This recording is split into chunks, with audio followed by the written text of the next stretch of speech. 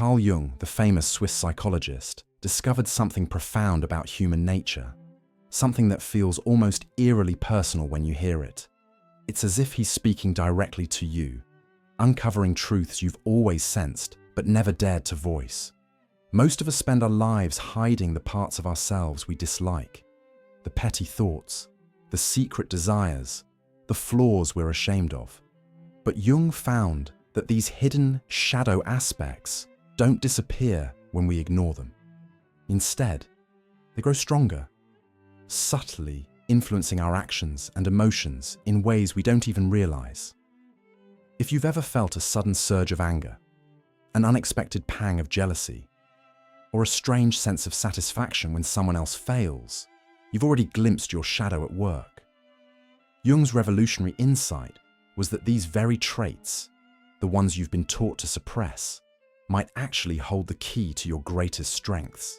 Modern science has caught up with Jung's century-old wisdom, and the findings are impossible to ignore. Brain imaging studies reveal that when we push away uncomfortable emotions like envy or resentment, they don't vanish. They simply retreat into the subconscious, where they continue to shape our decisions and reactions. Researchers at Yale discovered something even more startling. People who deny their own flaws are the quickest to criticize those same flaws in others. This explains why the colleague who preaches honesty might bend the truth when it suits them, or why someone who judges others for being too emotional might secretly struggle with their own feelings. Jung called this phenomenon projection, and it's a defense mechanism we all use to some degree. When you catch yourself reacting strongly to someone else's behavior, it's often a sign that you're seeing a reflection of something you haven't yet accepted in yourself. In today's world of curated social media feeds and carefully constructed personas, Jung's warnings feel more relevant than ever. How many times have you posted a picture of a perfect moment while feeling anything but perfect inside? How often do you nod and smile in meetings while silently doubting your own abilities?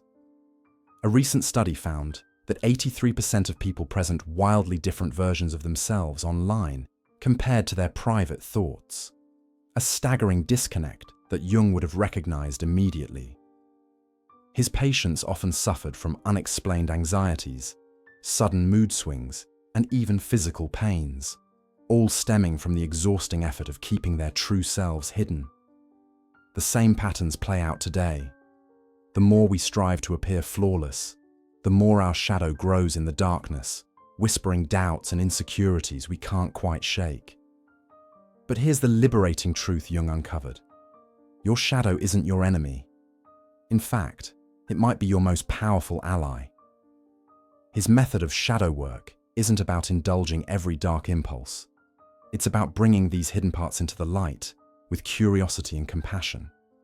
Therapists now use Jung's techniques to help people admit things like, "Sometimes I feel relieved when others struggle," or "I pretend to be confident because I'm terrified of being seen as weak." These aren't confessions of failure, they're breakthroughs. When you stop denying these truths, you reclaim the energy you've wasted on pretending. You begin to see that your so-called flaws are often misunderstood, strengths waiting to be harnessed. The most surprising part of Jung's discovery: your darkest traits often contain your brightest potential. That perfectionist streak you hate could make you an exceptional leader. If you learn to balance it with self-compassion, the people-pleasing tendency you resent might actually reflect a deep capacity for empathy.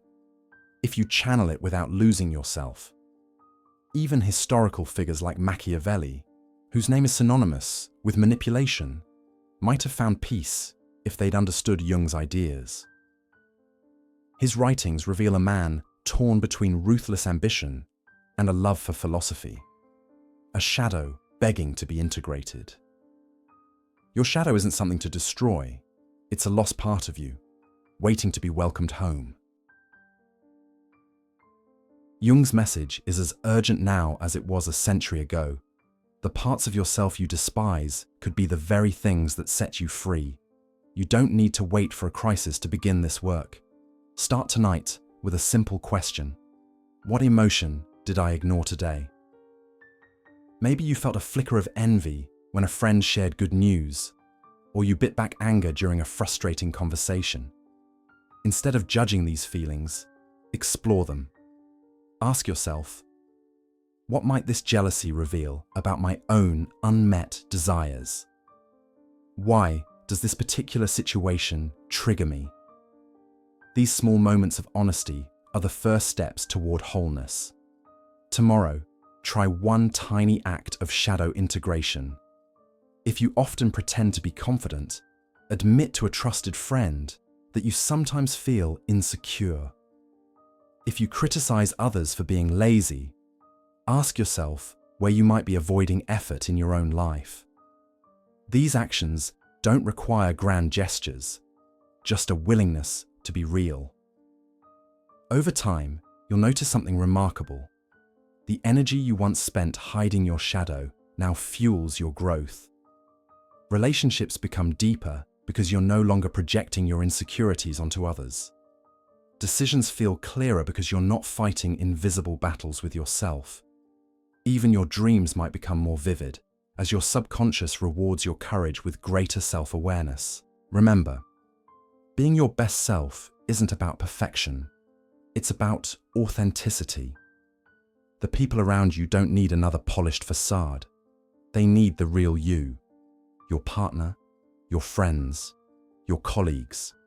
They've likely sensed your shadow all along. When you stop pretending, they'll meet you with relief, not rejection. Most importantly, that exhausted part of you that's been performing day after day can finally rest. Jung proved that our shadows don't make us bad. They make us human. And when we dare to face them, we unlock strengths we never knew we had. Carl Jung's teachings reveal a truth that feels both universal and deeply personal. The traits you've been taught to hide are not mistakes. They're missing pieces of your potential. For too long, we've believed growth means cutting away our flaws, when real transformation comes from understanding them. The anger you suppress might hold your courage. The jealousy you deny could be pointing you toward your true desires. The neediness you hide may be the gateway to deeper connections. Science, psychology, and timeless wisdom all agree. When you make peace with your shadow, you stop wasting energy on pretense and start living with power. This journey isn't about becoming someone new. It's about returning to who you've always been. You don't need a rock-bottom moment to begin. Start tonight. Notice when you judge others. What might that say about you? Pay attention to the emotions you dismiss. What are they trying to tell you?